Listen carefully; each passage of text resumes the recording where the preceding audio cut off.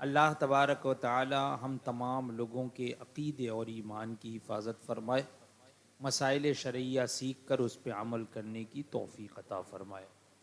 ایک بار اور درود شریف پڑھ لیجئے۔ اللہم صلی علی سیدنا و مولانا محمد معدن الجود والکرم وآلہ الکرام وابنہ الکریم وبارک وسلم صلاۃ و سلاما علیک یا سیدی یا رسول اللہ صلی اللہ تعالی علیہ وسلم۔ اسلام اور کفر کا بیان اس سے پہلے ہوا کہ مسلمان کو مسلمان جاننا بھی ضروری ہے اور کافر کو کافر جاننا اور ماننا یہ ضروری ہے۔ جو کافر ہے تو کافر جانا جائے گا، مسلمان ہے تو مسلمان جانا جائے گا۔ ہاں، کسی خاص آدمی کے کافر ہونے یا مسلمان ہونے کا یقین اس وقت تک نہیں کیا جا سکتا جب تک کہ دلیل شرعی سے خاتمے کا حال معلوم نہ ہو جائے۔ کفر پر مرا ہے یا اسلام پر مرا ہے، جب تک کہ دلیل شرعی سے نہ معلوم ہو جائے اس وقت تک کسی خاص آدمی کے کافر ہونے کا یا مسلمان ہونے کا یقین نہیں کیا جا سکتا۔ لیکن اب اس کا یہ مطلب نہیں ہے کہ جس نے یقیناً کفر کیا ہو، یعنی کھلم کھلا وہ کفر کر رہا تھا اور پھر بعد میں اب اس کے کافر ہونے میں شک کیا جائے، اس لیے کہ یقینی کافر کے کفر میں شک کرنا یہ خود کافر ہو جانا ہے۔ یعنی جو یقینی کافر ہے اس کے کفر میں جو شک کرے گا تو وہ خود بھی کافر ہو جائے گا، اس لیے کہ شریعت کا حکم ظاہر کے لحاظ سے ہوتا ہے۔ ہاں، اب قیامت کے دن جو ہے وہ فیصلہ جو ہوگا وہ حقیقت کے اعتبار سے ہوگا، لیکن اس دنیا میں جو حکم لگتا ہے وہ ظاہر کے اعتبار سے لگتا ہے۔ اگر ظاہر کفر والا ہے تو اسے کافر کہا جائے گا، ظاہر اگر اسلام والا ہے تو اسے مسلمان سمجھا جائے گا۔ اس کو یوں سمجھو کہ کوئی کافر، یہودی، نصرانی، ہندو جو بھی ہو، مر گیا تو اب یہ یقین کے ساتھ تو نہیں کہا جا سکتا کہ کفر پر مرا۔ ہو سکتا ہے کہ مرنے سے پہلے پہلے اس نے توبہ کر لی ہو، اس کی توبہ مشہور نہ ہوئی ہو، معلوم نہ ہوئی ہو، لیکن اللہ کے علم میں ہے کہ اس نے توبہ کر لی ہو، تو یقین کے ساتھ تو ہم نہیں کہہ سکتے کسی کے بارے میں بھی کہ وہ کافر ہی مرا، مگر ہم کو اللہ و رسول کا حکم یہی ہے کہ اسے کافر ہی جانیں گے، کافر جیسا ہی اس کے ساتھ برتاؤ کریں گے، جس طرح جو ظاہراً مسلمان ہے، ظاہری طور پر مسلمان ہے، نماز پڑھتا ہے اور اس کے افعال، کردار، اس کے کلمات سے کبھی بھی کفر ثابت نہیں ہوا اور مر گیا، وہ اس کا انتقال ہو گیا، تو اب یقین کے ساتھ ہم یہ نہیں کہہ سکتے کہ مسلمان ہی مرا۔ ہو سکتا ہے معاذ اللہ مرتے مرتے کفر بک دیا ہو لیکن کسی کو معلوم نہیں ہوا ہو، لیکن حکم کیا ہے؟ ہم پر فرض یہ ہے کہ ہم اسے مسلمان ہی سمجھیں گے، اگرچہ ہمیں اس کے خاتمے کا بھی حال معلوم نہیں ہے۔ تو ظاہر حال پر ہی حکم لگتا ہے اس دنیا میں، یہ عقیدہ رکھے۔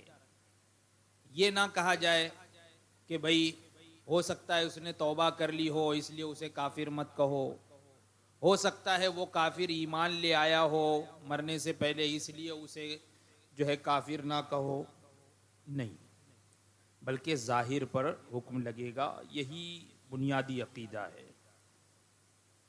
کفر اور اسلام یہی دو درجے ہیں، یا تو کوئی بھی انسان مسلمان ہوگا یا تو کافر ہوگا، بس کفر اور اسلام کے علاوہ اس کے سوا کوئی تیسرا درجہ نہیں ہے کہ کوئی کافر بھی نہ ہو، مسلمان بھی نہ ہو، کفر بھی نہ پایا جائے، اسلام بھی نہ پایا جائے، ایسا کچھ نہیں ہے۔ دو ہی درجے ہیں، یا تو کفر کا درجہ یا تو اسلام کا درجہ. آدمی یا تو مسلمان ہوگا یا کافر. ایسا نہیں ہے کہ نہ کافر ہو نہ مسلمان، بلکہ ان میں سے ایک ضرور ہوگا. مسلمان ہمیشہ جنت میں رہیں گے، کبھی نکالے نہیں جائیں گے، اور کافر ہمیشہ دوزخ میں رہیں گے اور وہ دوزخ سے کبھی نہیں نکالے جائیں گے.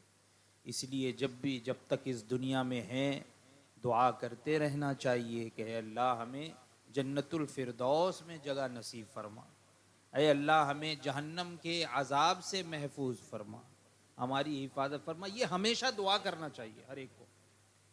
ایک دم جو ہے سینہ ٹھوک کر اور یہ اکڑ کر یہ کہتے ہوئے نہیں پھرنا چاہیے کہ نہیں ہم تو جنتی ہیں، ہم جہنم میں جانے والے نہیں ہیں. نہیں، بلکہ جب تک اس دنیا میں زندہ ہے انسان کو جہنم کے عذاب سے ڈرتے رہنا چاہیے، اس کے عذاب سے اللہ کی پناہ مانگتے رہنا چاہیے، اور یہ دعا کرنا چاہیے کہ اے اللہ ہمیں جنت میں داخل فرما. اللہ تبارک و تعالی کے سوا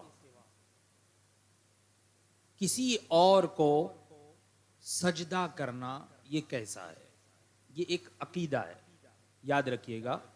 اور آج کل جو ہے ہمارے مسلمانوں میں بھی یہ جو ہے غیروں سے جو ہے یہ چیز لے لی گئی ہے. دیکھا جاتا ہے کہ لوگ اپنے پیر کو سجدہ کرتے ہیں، مزار کو سجدہ کرتے ہیں.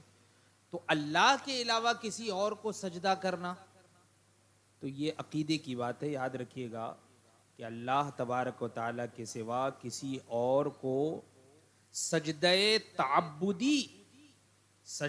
تعبدی یعنی عبادت کی نیت سے اللہ کے سوا کسی اور کو سجدہ کرنا یہ تو کفر ہے. کیونکہ عبادت تو صرف اللہ کی، اللہ ہی کی عبادت کی جائے گی. تو اگر وہ سجدہ عبادت کی نیت سے کر رہا ہے، اللہ کے سوا کسی اور کو سجدہ کر رہا ہے، چاہے کسی ولی کے قبر کو سجدہ کر رہا ہو لیکن عبادت کی نیت سے، یا اپنے ماں باپ کو سجدہ کر رہا ہو عبادت کی نیت سے، اپنے پیر کو سجدہ کر رہا ہو عبادت کی نیت سے، تو وہ کافر ہو جائے گا. اس لیے کہ عبادت صرف اور صرف اللہ تبارک و تعالی، اللہ تبارک و تعالی وہی عبادت کے لائق ہے. ایاک نعبد، اے اللہ ہم تیری ہی عبادت کرتے ہیں، بس تیری عبادت، تیرے علاوہ ہم کسی کی عبادت نہیں کرتے. تو اب اگر کوئی سجدہ عبادت کی نیت سے اللہ کے سوا کسی اور کو کرے تو یہ تو کفر ہے. اور اگر عبادت کی نیت سے سجدہ نہیں کر رہا ہے بلکہ تعظیمی سجدہ کر رہا ہے، تعظیم میں پورا جھک جا رہا ہے سجدے کی طرح، تو یہ بھی اس امت پر حرام ہے. یہ یاد رکھیے گا. کچھ لوگ سمجھتے ہیں کہ نہیں ہم نماز والا تو سجدہ نہیں کر رہے ہیں تو اس لیے سجدہ کر سکتے ہیں، مزار کے سامنے سجدہ کر سکتے ہیں، پیر کے سامنے سجدہ کر سکتے ہیں. نہیں، اس طرح تعظیم میں بھی سجدے کی طرح جھکنا یہ حرام ہے، جسے سجدہ تعظیمی کہا جاتا ہے. اگلی امت میں حلال تھا، اگلی امت کے لیے وہ حلال تھا جو گزر گئی. تو بعض امتوں میں سجدہ تعظیمی حلال تھا کہ وہ اپنے نبیوں کو سجدہ کریں یا اپنے بزرگوں کو سجدہ کریں، یہ ان کے لیے تھا. لیکن اس امت میں یہ امتحان ہے، یہ امتحان ہے ایک عاشق رسول کا، یہ امتحان ہے ایمان والوں کا، ہے نا. پیش نظر وہ نوبہار، سجدے کو دل ہے بے قرار، ہے نا. پیش نظر وہ نوبہار، سجدے کو دل ہے بے قرار، روکیے سر کو روکیے، ہاں یہی امتحان ہے. یہاں پر ہمیں ہمارا امتحان ہو رہا ہے، سر کو روکنے کا حکم دیا جا رہا ہے. یعنی سر تو قربان ہونے کے لیے جھکنا چاہ رہا ہے کہ جھک جائے، سرکار کی بارگاہ میں سجدہ کر لے، لیکن اللہ کا حکم ہے تو اس لیے ہم اپنے سر کو جھکانے سے بچائے ہوئے ہیں. یہ ہے شریعت کا حکم. ایسا نہیں ہے کہ کہیں بھی اپنے سر کو جھکا دیا جائے، یہ یاد رکھیے گا. تو سجدہ تعظیمی اس امت پر حرام ہے. لہذا اب آپ کبھی بھی اپنے گھر میں، اپنے دوست احباب میں، یا کہیں بھی کسی بھی محفل میں، کسی پیر صاحب کے سامنے، کسی مزار پر اگر آپ ایسے لوگوں کو دیکھیں تو سمجھائیں، عقیدہ بتائیں کہ اسلامی بنیادی عقیدہ کیا ہے سجدے کے بارے میں، کہ سجدہ تعظیمی بھی اس امت پر حرام ہے. یہ یاد رکھیے گا. یہ بات مکمل ہو گئی کفر اور اسلام اور سجدے وغیرہ سے متعلق. اب یہاں بدعت کی تعریف فرما رہے ہیں. جو بات رسول اللہ صلی اللہ تعالی علیہ وسلم سے ثابت نہ ہو وہ بدعت ہے. بدعت کہتے کسے ہیں تو اس کی تعریف یاد رکھو. جو بھی بات رسول اللہ صلی اللہ تعالی علیہ وسلم سے ثابت نہ ہو تو وہ بدعت ہے. لیکن کیا ہر بدعت گناہ ہے؟ تو نہیں. یہ دو قسم کی ہوتی ہے. بدعت جو ہوتی ہے دو قسم کی ہوتی ہے. ایک تو حضور سے ثابت ہو، حضور کے زمانے میں ہو، اور ایک جو کہ حضور سے ثابت نہ ہو یا حضور کے زمانے میں نہ ہو. تو جو حضور کے زمانے میں نہ ہو، حضور سے ثابت نہ ہو، تو اسے بدعت کہا جائے گا. اب بدعت کی دو قسمیں، ایک بدعت حسنہ اور دوسری بدعت سیئہ. حسنہ بولتے ہیں نیکی کو اور سیئہ بولتے ہیں گناہ کو. تو ایک ہے بدعت حسنہ، اچھی بدعت، یعنی حضور کے زمانے میں وہ کام، وہ چیز نہیں تھی، حضور سے ثابت نہیں ہے، لیکن وہ کام اچھا ہے، خلاف شرع نہیں ہے، قرآن کے کسی حکم کے خلاف نہیں ہے، حدیث میں اس کی ممانعت نہیں آئی ہے، مستحسن ہے. تو ایسی بدعت کو بدعت حسنہ کہتے ہیں. جو شرعی احکام کے مقابل نہ ہو، مزاحم نہ ہو، تو اس کو بدعت حسنہ کہا جائے گا. تو ایک ہے بدعت حسنہ اور دوسری ہے بدعت سیئہ. بدعت حسنہ وہ ہے جو کسی سنت کے مخالف اور مزاحم نہ ہو. جیسے کہ مثال کے طور پہ پکی مسجدیں بنوانا. عام طور پہ آج کل مسجدیں پکی دیواریں بنائی جا رہی ہیں، کچی مٹی کی مسجدیں نہیں بنتی، دیواریں کچی نہیں ہوتی. حضور کے زمانے میں مکانات اور مسجدیں جو تھی ان کے دیوار کچی دیواریں تھی، مٹی کی دیواریں تھی، گھاس پھوس کی دیواریں تھی. تو پکی مسجدیں بنوانا حضور سے تو ثابت نہیں ہے. حضور کے زمانے میں تو مسجدیں پکی نہیں بنوائی جاتی تھی، بعد میں لیکن مسجدیں پکی بننے لگی. تو یہ ایک نئی چیز آئی تو یہ بدعت ہے. تو اب اس کا مطلب یہ نہیں ہے کہ یہ گناہ ہے، بلکہ اس بدعت کو کیا کہیں گے؟ بدعت حسنہ. اس لیے کہ یہ کسی سنت کے خلاف نہیں ہے، کسی سنت کے مزاحم نہیں ہے، احکام شرع کے مقابلے میں نہیں ہے، خلاف شرع کوئی چیز اس میں نہیں پائی جا رہی. ایسے ہی قرآن شریف سنہرے لفظوں سے لکھنا، اچھی طریقے سے سنوار کر قرآن شریف کو لکھنا، زبان سے نیت کرنا. جیسے آپ نماز پڑھ رہے ہیں تو نماز سے پہلے آپ نماز پڑھنے کی، جو نماز پڑھنے جا رہے ہیں اس کی نیت زبان سے بھی کرتے ہیں. تو زبان سے کرنا یہ بدعت ہے، یہ بدعت ہے. زبان سے کہنا، نیت کی کے الفاظ کو زبان سے کہنا یہ بدعت ہے. اس لیے کہ نیت نام ہے دل کے ارادے کا.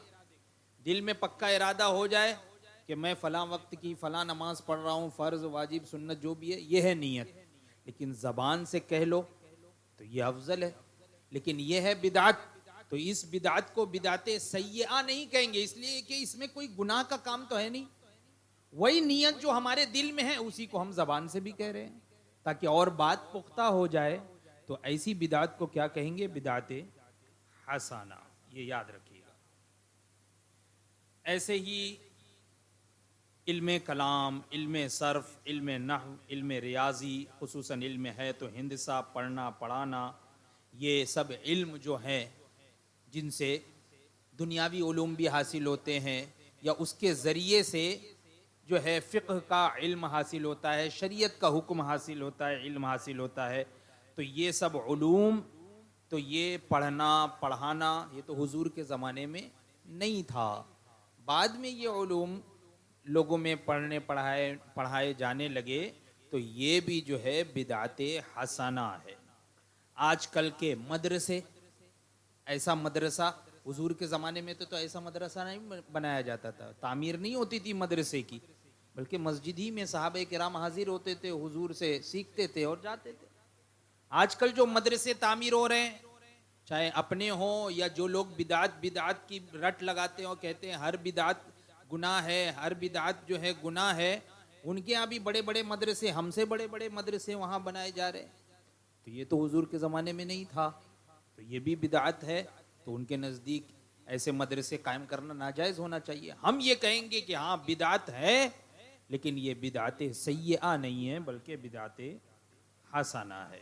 ایسے ہی واعظ کے جو جلسے وغیرہ ہوتے ہیں، حضور کے زمانے میں ایسے اسٹیج لگ کے واعظ جلسے وغیرہ تو نہیں ہوتے تھے نا، بس درس ہو جاتا مسجد میں، حضور خطبہ فرماتے، ممبر شریف پر کھڑے ہو کر واعظ فرما دیتے. ایسے جو اجلاس ہو رہے ہیں ہے نا، جو جلسے ہو رہے ہیں، سیرت النبی کے نام کا جلسہ، عید میلاد النبی کے نام کا جلسہ، تو یہ ہماری جانب سے بھی جلسے ہوتے ہیں، وہ غیروں کے بھی اجلاس ہو رہے ہیں. کوئی یوم آزادی کا جلسہ منا رہا ہے، کوئی سیرت النبی کے نام پر جلسہ منا رہا ہے. اس طریقے سے جلسے تو کر رہے ہیں. تو یہ جلسہ جلوس وغیرہ، ایسے ہی سند دستار وغیرہ، سینکڑوں ایسی چیزیں ہیں جو حضور اقدس صلی اللہ تعالی علیہ وسلم کے زمانے میں نہیں تھی، تو وہ سب بدعت حسنہ ہیں، یاد رکھیے گا. اور ایسی کہ بعض واجب تک ہیں، یعنی بعض بدعت حسنہ ایسی ہیں کہ وہ واجب کے درجے تک پہنچ جاتی، یعنی ان کا ادا کرنا واجب ہے، چھوڑنا گناہ ہے. حالانکہ حضور کے زمانے میں وہ چیز ثابت نہیں ہے، لیکن بعد میں وہ اس درجے کو پہنچ گئی کہ واجب کے درجے تک پہنچ جاتی ہے. جیسے کہ مثال کے طور پہ تراویح کی نسبت حضرت فاروق اعظم رضی اللہ تعالی عنہ کا ارشاد، نعمت البدعۃ ھذہ، یہ اچھی بدعت ہے. تراویح سے متعلق حضرت فاروق اعظم نے فرمایا، تراویح جماعت کے ساتھ. حضور کے زمانے میں مستقل طور پر پورے رمضان شریف میں کبھی بھی یہ 20 رکعت تراویح جماعت کے ساتھ نہیں ہوئی، یہ یاد رکھیے گا. ہاں سرکار نے ادا فرمائی اور صحابہ نے بھی پڑھی، لیکن حضرت فاروق اعظم رضی اللہ تعالیٰ عنہ کے زمانے خلافت میں آپ نے دیکھا، ملاحظہ فرمایا کہ لوگ عشاء پڑھ کر اور تراویح سے غافل ہو جاتے ہیں، ادا نہیں کرتے ہیں. تو آپ نے ضروری قرار دے دیا کہ جماعت کے ساتھ تراویح پڑھو. حضور کے زمانے میں جماعت سے تراویح نہیں ہوتی تھی، حضرت فاروق اعظم نے جماعت سے تراویح کو لازم قرار دیا، تو واجب کے درجے تک پہنچ گئی، سمجھ لیجئے. یہ تو یہ تراویح جماعت کے ساتھ یہ بھی بدعت ہے، لیکن بدعت حسنہ ہے. اور بدعت سیئہ کسے کہتے ہیں؟ بدعت سیئہ قبیحہ وہ ہے جو کسی سنت کے مخالف و مزاحم ہو، اور یہ مکروہ ہوگا یا تو حرام ہوگا. یعنی ایسی بدعت جو کسی سنت کے خلاف ہو، جس کو کرنے کی وجہ سے سنت کا خلاف لازم آئے یا شریعت مطہرہ کی خلاف ورزی لازم آئے، ایسی کوئی بدعت ہے تو وہ یا تو مکروہ ہے یا تو حرام ہے. یہ بدعت کی 2 قسمیں تفصیل کے ساتھ اس کی چند باتیں اور چند مسائل میں نے بیان کر دیے. انشاءاللہ تبارک و تعالی آئندہ امامت اور امامت کی قسمیں بیان کی جائیں گی. اللہ تبارک و تعالی ہم تمام لوگوں کے عقیدے ایمان کی حفاظت فرمائے، مسائل شرعیہ سیکھ کر اس پہ عمل کرنے کی توفیق عطا فرمائے، صحابہ کرام کے نقش قدم پر چلنے کی توفیق عطا فرمائے، اہل بیت اطہار سے سچی محبت عقیدت رکھنے کی توفیق